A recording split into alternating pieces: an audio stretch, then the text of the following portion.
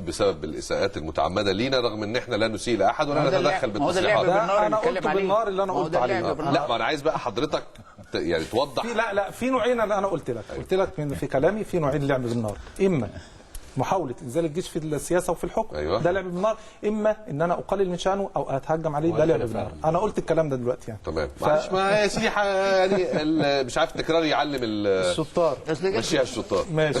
طيب مهم جدا بقى علاقة الجيش بالشعب. الفريق السيسي صاغها لا، أنا عايز ممثل الجماعة الإسلامية يؤكد عليها على هذه المائدة. لا احنا دائما اللي هو بيقول لاصحابه ان انتوا تلعبوا بالنار. ايوه، يقول لاصحابه ان انتوا تلعبوا بالنار، ما تلعبوش بالنار. يقول لاصحابه ما تلعبوش بالنار.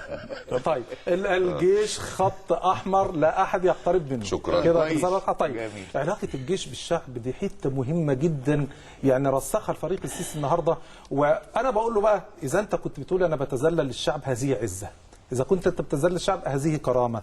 فأنا عايز أقول إن أنت هذا التواضع واعتزازك بشعبك أو يعني بالشعب المصري لهذه الطريقة هو زيادة في قدرك، هو زيادة في كرمك، زيادة في إعزازك، وليس تذلل بالمعنى الذي قد يفهمه البعض، وإنما هو يعني دايما بنقول الجيش هو رمز العز ورمز الكرامه، واذا قال رمز الجيش اللي هو الفريق السيسي هذا الكلام ده كلام رائع، ونحن نقول لك يعني قدر الجيش عندنا اعلى من اي شيء، انت قمه العزه وقمه الكرامه، لان انت اللي بتحفظ علينا العزه والكرامه. أحسن. طيب معلش كم نقطه على السريع.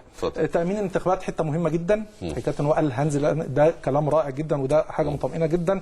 الاطمئنان على مشروع القناه وحكايه ان في خطوط حمراء خطوط مباحه ده مهم جدا، لكن عايز اقول ان هناك البعض، ويا ريت الاستاذ عبد الحليم ياكدها، ان قيل ان اللي قاله المستشار البشري ليس هو المشروع القائم.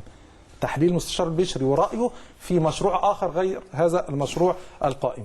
على اي حال حتى لو كان هو كلام الجيش ودرجه يعني ان هو بيامننا وبيطمنا، دي حاجه مهمه جدا. اختم بنقطتين اعجب منهم وليسمح لي الاستاذ عبد الحليم. اتفضل. كون ان انا اختزل الفشل في العهد النصيري والهزيمه استحق ان هو حته هزيمه عسكريه كده، لكن انا منهزم على جميع المجالات دلوقتي، كلام خطير جدا. كون ان انا اقول بس اللي كان يروح المعنويه والتعبويه والاقتصاديه رائعه ودلوقتي فاشله في كل حاجه، برضو كلام خطير جدا ومش دقيق ابدا، بالعكس ده انا خارج من ثوره رفعت وعي وحريه الشعب المصري الى اقصى درجه، رفعت معنوياتها الى اقصى درجه. ما ابصش للاعراض بتاعه المرض، اعراض الفتره الانتقاليه دي طبيعيه جدا، ما اقولش بقى ان كده خلاص الدنيا خربت ووضع 67 افضل، لا لا لا. أؤكد مرة أخرى أني يعني أحيي الفريق السيسي لتأكيده على عدم النزول في السياسة وتركه لأهلها والاهتمام